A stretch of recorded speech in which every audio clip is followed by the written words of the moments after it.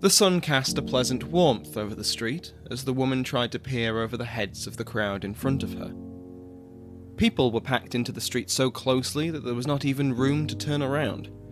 A few yards behind her, a man was shouting out his goods, mostly beer and bread, at prices that on any normal day would get him laughed out of the market.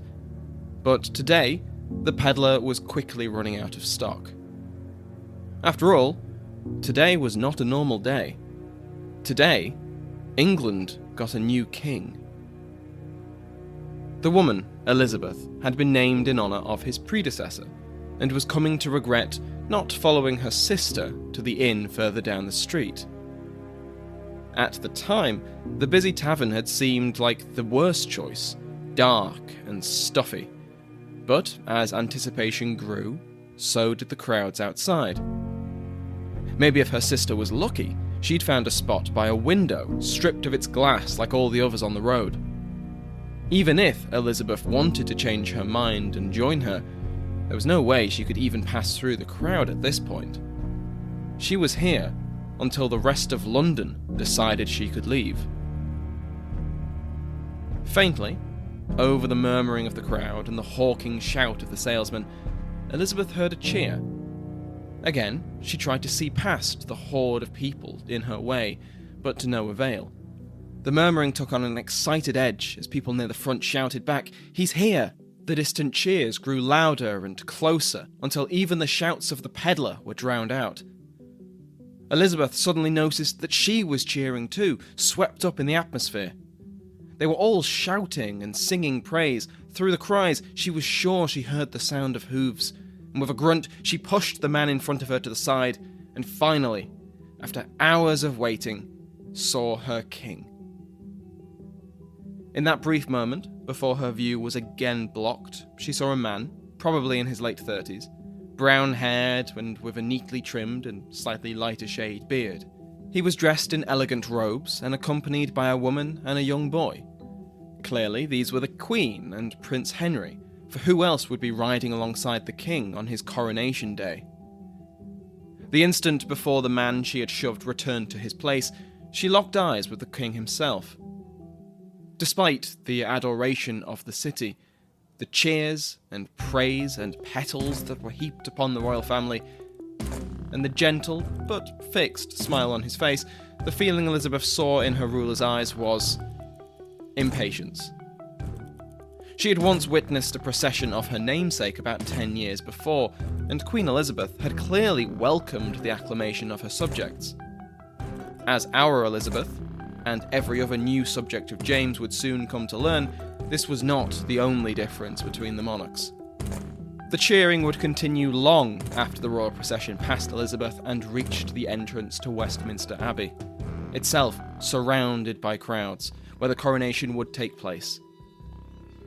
As St. Edward's crown was lowered to his head by the Archbishop of Canterbury, James might have considered what it was he was sitting on. He was in St. Edward's chair, the traditional coronation seat of the English monarch, named after Edward the Confessor and commissioned by Edward Longshanks, the Hammer of the Scots, 3 centuries before.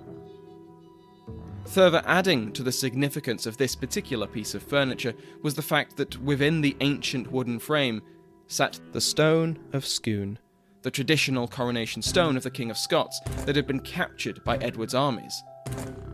Edward had integrated the Stone of Destiny into the coronation service to assert English authority to rule Scotland. James was the first Scottish king in 300 years to be anywhere near it, and just a few metres away in his tomb, Longshanks was likely turning in his grave. As James listened to his new subjects call out, "God save the King," he was now the sovereign of 3 kingdoms: England, Scotland, and Ireland. In James's mind, he would soon merge the 2 larger crowns into one, a single kingdom of Great Britain. To many of those cheering his name, the lords and officials of both kingdoms, there was not a chance in hell that they would let that happen.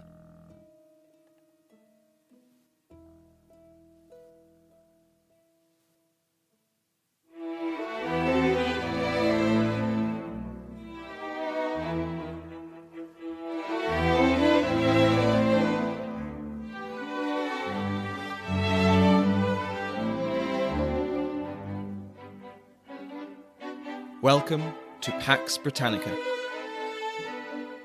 Episode 8. The King of Great Britain.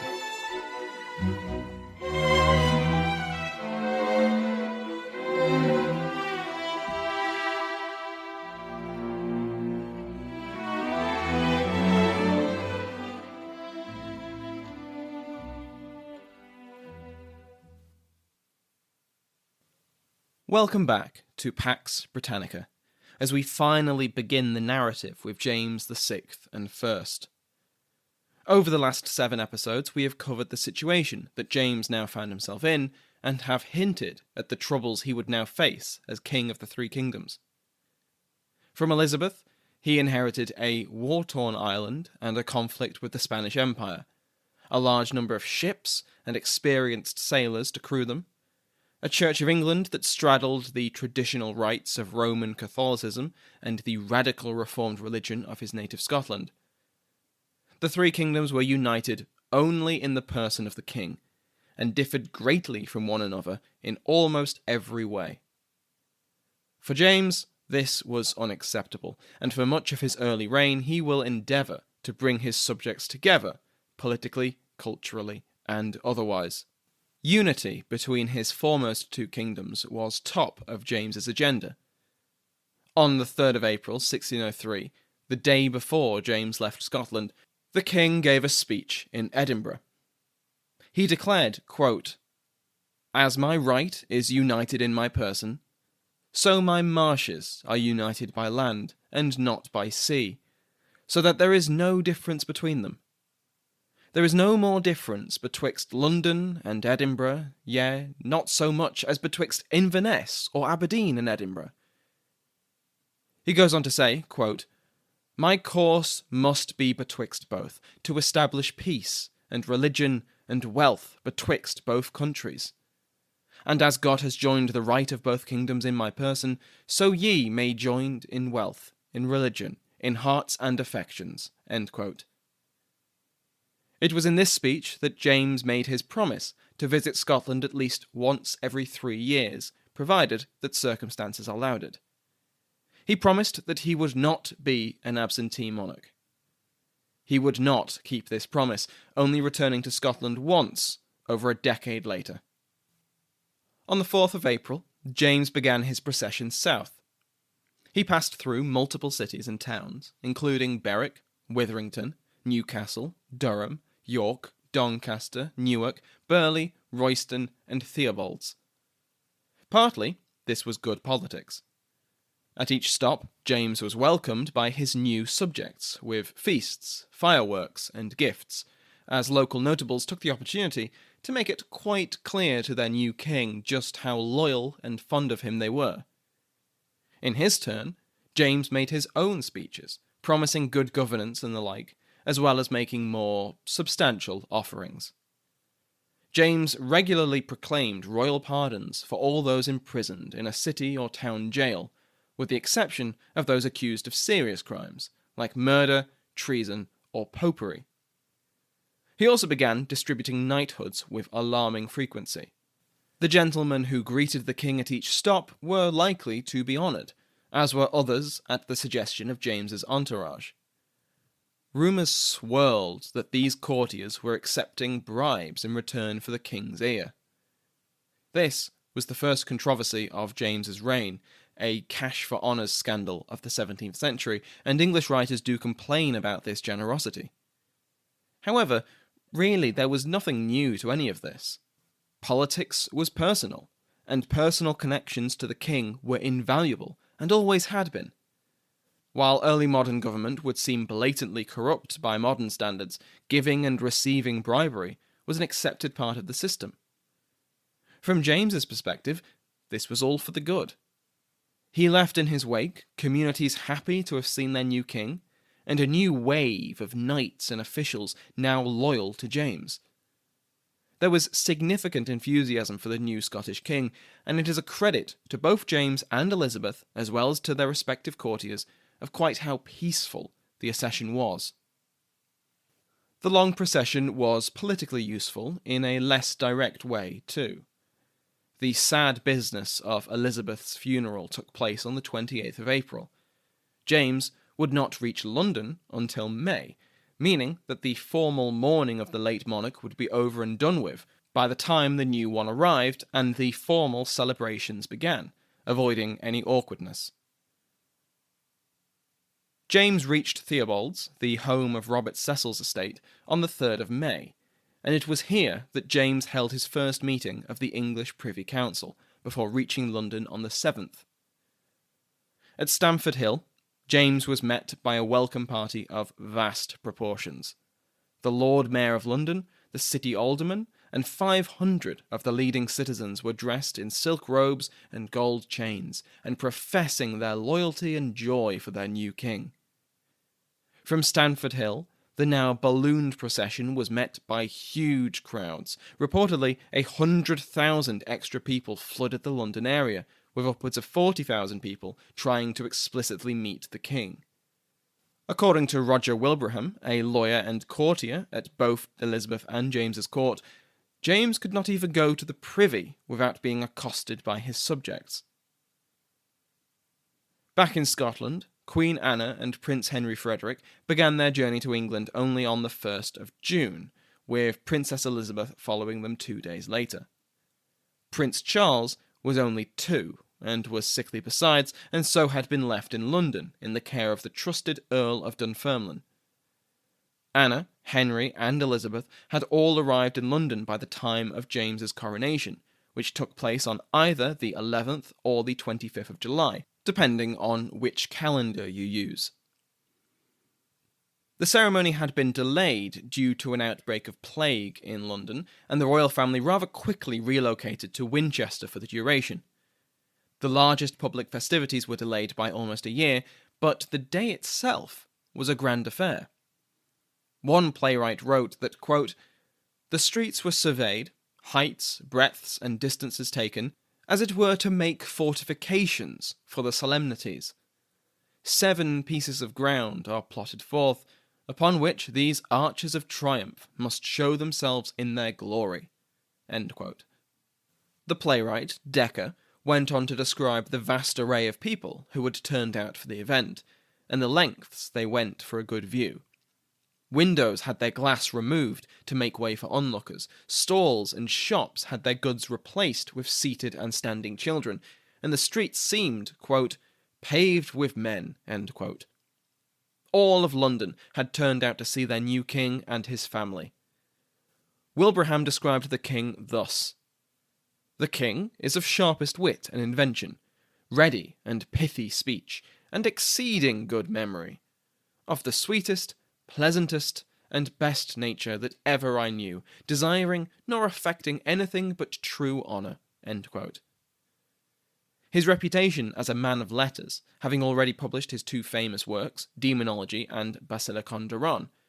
The first was, of course, the famous treatise on witches and witchcraft, while the second was a political tract written for the benefit of Prince Henry on how to rule, but was published more widely and to much acclaim.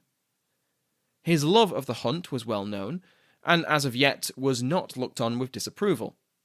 He spoke English, Latin, French, and Italian with fluency, and the Venetian ambassador Giovanni Scaramelli described him in glowing terms for his humble yet prestigious appearance.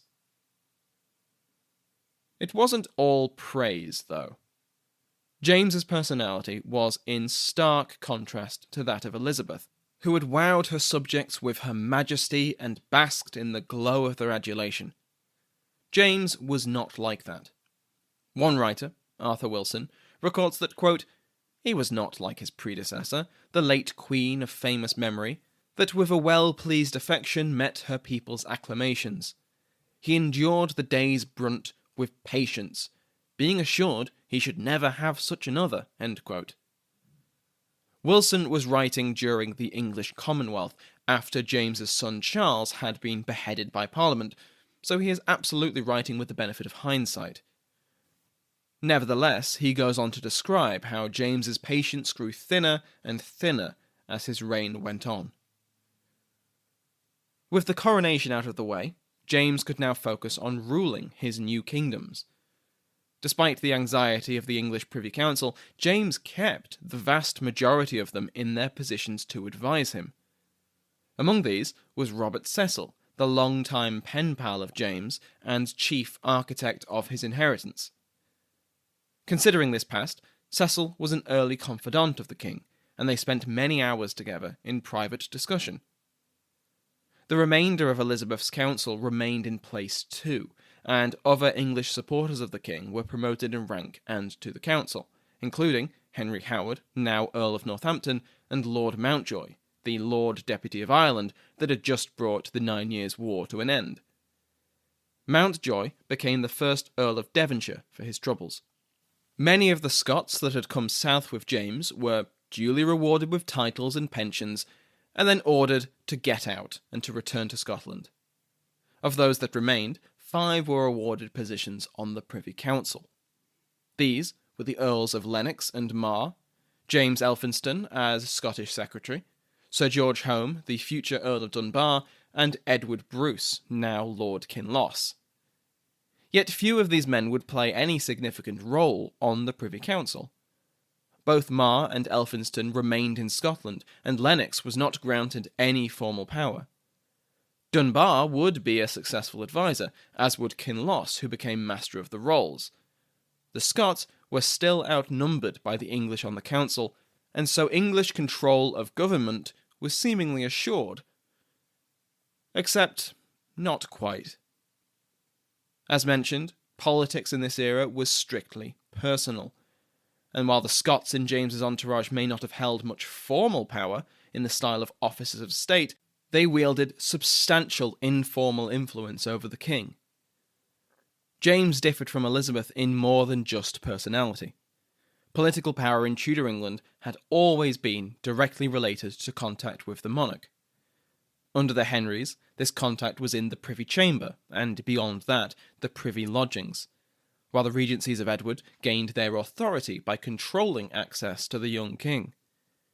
Mary and Elizabeth were both women, and so this required extra changes. Access to the personal lodgings of the queens to the men of their council was strictly unacceptable, and so the withdrawing chamber came into being, with a corresponding decrease in importance for the lodgings, and an increase in importance for the Privy Chamber.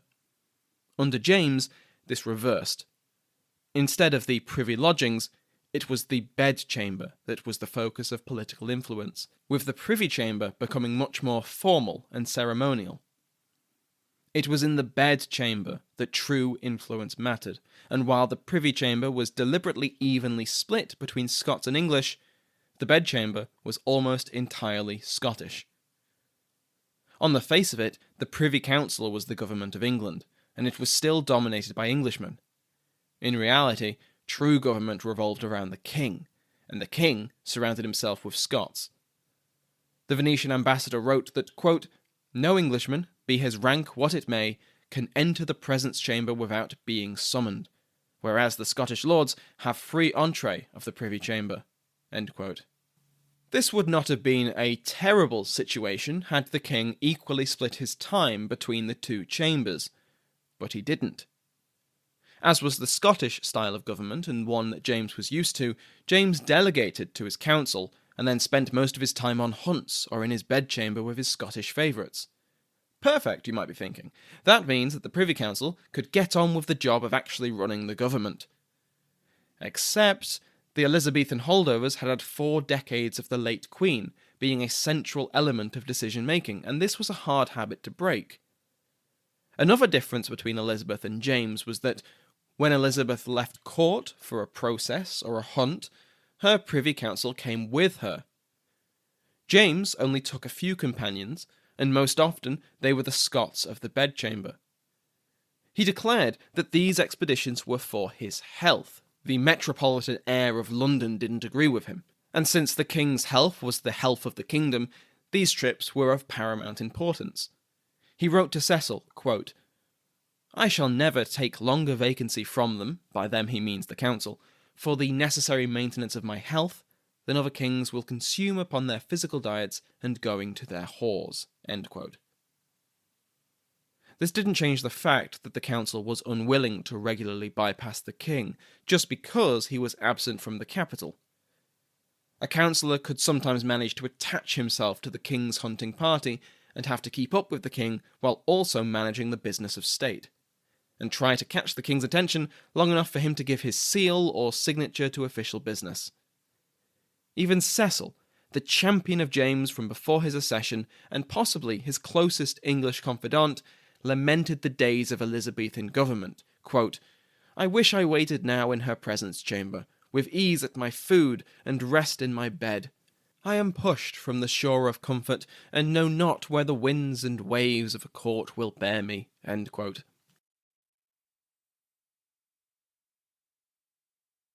James's leadership style rapidly became known outside of court. One of my favourite anecdotes is that in December 1604, one of the king's hunting hounds, Jowler, disappeared from the kennels, only to reappear the next day with a note in its collar. The note said, quote, "Good Mr. Jowler, we pray you speak to the king, for he hears you every day, and so doth not us, that it will please his majesty to go back to London, for else the country will be undone." End quote. It was a good-natured criticism, which James simply took as a joke and carried on as before. Now, I may have given the impression that between his hunts and voluntary isolations in his bedchamber, James didn't actually do any governing. But that's not true. He did, and his first priority was peace, both in Ireland and with Spain. Partly this was because of James's genuinely peaceful nature, but also cold, hard necessity. England was bankrupt, or near as damn it, despite the riches that had been captured from Spanish America. The suppression of the 9 Years' War in Ireland had been a particularly enormous drain on the treasury, almost 3/4 of the kingdom's annual revenue. While some holdouts would continue to hold out in the face of the English armies, the greatest Irish lords had capitulated, most notably the O'Neill. We last saw the O'Neill at Mellifont Abbey, having been tricked into surrendering to the then-deceased Elizabeth. In the Treaty of Mellifont, the O'Neill surrendered his Irish title of the O'Neill and had his attainder reversed, restoring him to the earldom of Tyrone, and he and his allies kept the majority of their lands. This was the extent of the generosity. The O'Neill, now Tyrone, once again swore himself to the English crown. English law extended into formerly Irish jurisdiction.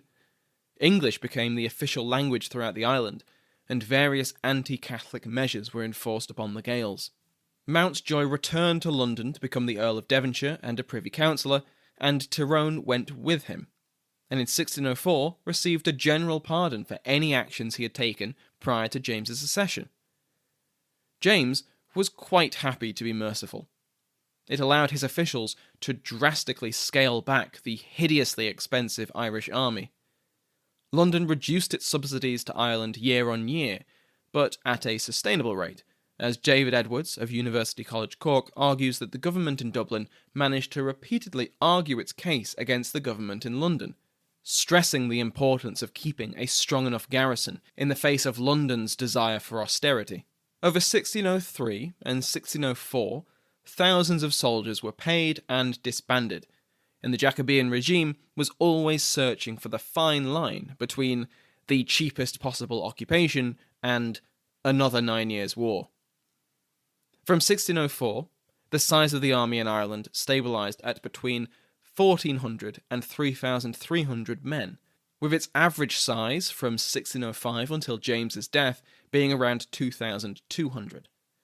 This was roughly similar to the Elizabethan military before the O'Neill Rebellion, and drastically less than the 20 to 30,000 that had been required to suppress it. The sheer difference in size can be explained by the Irish army's return to its previous role, policing Ireland and enforcing English authority. However, following a decade of relentless war, the remaining soldiers of the Irish army took to this role with cruel zeal. To quote Edwards, "For almost 2 years after the Treaty of Mellifont, martial law commissions were allowed to remain in force.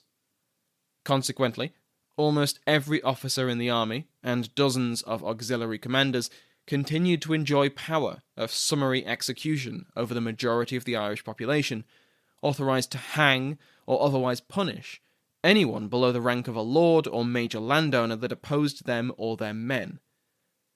Moreover, when the pre-Mellifont commissions were cancelled in 1605, rather than reduce its reliance on martial law, the Dublin government reorganised its use to better accommodate it to post-war conditions.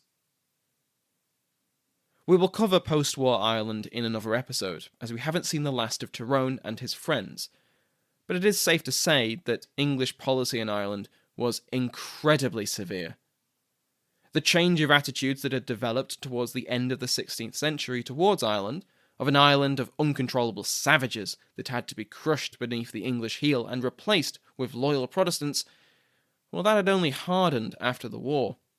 Proponents of this policy now found an Ireland devastated from a decade of war, able to mount only minimal political and military resistance, with agreeable policymakers and boots on the ground willing to carry it out. The other major conflict that James inherited was that with Spain. But just as in Ireland, it had largely burnt itself out by the time the Scot took the throne. Spain was just as tired of war as England, perhaps more so, since there was no equivalent easy plunder to seize from the English. It also helped that both kingdoms had seen a change in leadership. Both monarchs who had overseen the outbreak of war, Elizabeth and Philippe II, had been succeeded by their heirs, James and Philippe III. The first approaches for peace had come about early in James's reign, but negotiations only amounted to a true peace in 1604, with the Treaty of London. It largely returned relations between England and Spain to the status quo. English privateers would no longer prey on Spanish shipping. Spain would stop trying to dethrone the English monarch or restore Catholicism in England, and both kingdoms would not support rebels in each other's territory. All to the good, but much like before the Treaty of Nonsuch, the English crown did little to stop Dutch recruitment of English volunteers to fight the Spanish on land and sea, but Spanish forces were able to base themselves in English ports. Of course, James's pet project, especially in his early years in England, was political union. He pursued further union between his kingdoms, although mainly England and Scotland, despite the obvious resistance from both his English and Scottish subjects. I discussed this topic with Sir John Eliot in last week's episode, and it is an important subject that will return to the narrative again and again until at least 1707, and maybe past that. Before we look at how James actually tried to bring about closer union, let's see why there was so much opposition to the very idea. To put it mildly, Scotland and England had had a difficult few centuries together. Edward Longshanks, Hammer of the Scots, had attempted to enforce his authority over his northern neighbour by military force. This had failed in the long run, repeatedly, but it set the precedent that richer, more powerful England had a right to interfere with Scotland, and there was an assumption that, like with Wales and Ireland, Scotland would one day become a sister and subservient polity within the larger crown of England. It was from these experiences with the Principality of Wales and the Kingdom of Ireland that the English gained their concept of dynastic union. It was something imposed by a stronger polity, in this case England, on a weaker. In the words of Sir John, quote, "Their natural approach to union was to think in terms of outright conquest, as in Ireland, or of an incorporating union, as had happened with Wales, whereby the lesser power was subsumed by the greater. The notion of a genuinely composite monarchy was one they had yet to confront." Yet when the union had eventually come, it was a Scottish monarch, not an English one, who ruled the two kingdoms. Worse, The superiority of English political systems was not accepted by the Scots, who continued to hold their own parliaments independently of London. There was no precedent in English history for this to occur. Of course, Ireland had its own parliament, but it had little authority over the Dublin government, which was appointed by London, and it met only sparingly. Edinburgh was a sister parliament in every way. For the Scots, they were also highly concerned about the idea of closer union with England. While James had been their king first, and his promise to return regularly had yet to be proven false, the imbalance between England and Scotland was clear to everyone. England was richer, larger, with a greater population and with a larger army and navy. The English had not been able to outright conquer Scotland, and this hostility only reinforced Scottish identity as distinct from the English. As Sir John said in our discussion, the Scottish, like the English, saw themselves as a chosen people. They had no wish to sacrifice their destiny on the altar of English ambition. For the Scots, any union, be it solely dynastic or more political, must be on the status of equality. Anything less was merely the first step to Scotland's incorporation into England. For the English, union of any kind required an unequal relationship, lest England be lost inside a larger political entity. Both kingdoms had widely opposed views on the very nature of political union, yet shared their fear of a loss of independence that would come from it. And so it's no surprise that James faced challenges to his cause. Not that he didn't try. In October 1604, James put his dreams into practice, with what he hoped was the first step on the road to unification. Overruling the disagreement from both the English and Scottish parliaments, James declared, through his royal prerogative, that he was no longer King of England, King of Ireland, King of Scots, and King of France. He was King of Great Britain, France, and Ireland. As an aside, James also inherited the English claim to the throne of France, despite England not having held territory in France since 1558. He had not invented the term Great Britain, but it was the first time that it was styled as a single kingdom under a single king. The reaction was as you might have expected. Both parliaments continued to address James as they had previously, no matter how often James's decrees bore his new title. Not settling solely on a rebranding, James went further, beginning the process of reducing trade barriers between England and Scotland, and appointed English and Scottish commissioners to negotiate the terms of a future settlement that could unite the two kingdoms in every way. The problem was that both feared their integration into another body politic.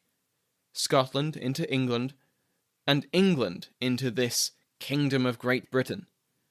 James would continue to champion this cause for the rest of the decade, and the spectre of closer union would hover for the next century. The goodwill and expectations that had welcomed James to London were not universal, and became less so as the frustrations with the new monarch grew. Next week, we will be covering the conspiracies against the king, from those he faced within the first few months of his reign, and one very specific and quite explosive plot in November of 1605. As we begin the narrative proper, now would be a good time to publicise the show's Patreon. Veterans of the history of witchcraft will know all about it, but much like the arrival of James meant the granting of titles and rewards to his new subjects, so too does the arrival of a new podcast. Those who prove their fealty by pledging $1 a month will receive a barony and a feed without any ads. Those who pledge their service and $2 a month will be granted a viscounty, an ad-free feed, and the right to vote in Patreon polls when they are held. For those loyal servants who pledge $5 a month, they will be granted an earldom, with its associated lands and rights including an ad-free feed, the right to vote in Patreon polls when they are held, and a declaration of your lands and titles on the show. $10 a month will earn you a marquisate, all the previous rewards, and access to my scripts. For $20, you will receive a dukedom, all previous rewards, and early access to episodes. These titles may or may not grant you the right to stand in Westminster's House of Lords, and I take no responsibility for any consequences for trying. The specific rewards may change as time goes on, based on feedback and the growth of the podcast.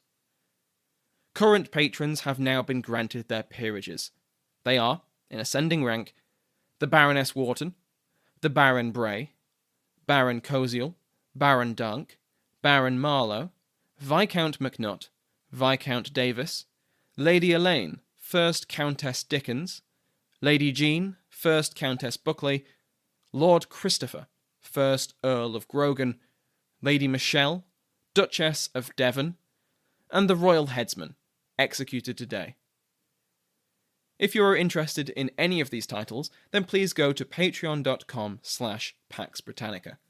I'd also like to thank everyone who has submitted a review for Pax Britannica. I've read them all, and they have been overwhelmingly positive. The only criticism I've seen is mild, and it's that I talk too fast, so I've tried to pace myself a little bit better with this episode. I really liked Warswick's review, and I hope I'm pronouncing that right, writing from the United States. He says, "Another new podcast on a topic that is needed, the British Empire. Surprised that no one had decided to take this topic on until now. Sam does an amazing job, and I can't wait for more episodes. If you're a history nerd like me, this should be on your list of regular podcasts you listen to. Do yourself a favour and hit that subscribe button." Thank you so much, Warswick. That is wonderful praise. I was also surprised that no one had done a British Empire podcast, but I'm kind of understanding why, considering the scale. Remember, everyone else, you can get in touch via email, Facebook and Twitter, and I appreciate all reviews. Thanks again to Sounds Like an Earful for the music used in today's episode, to all of my nobility, and to you for listening.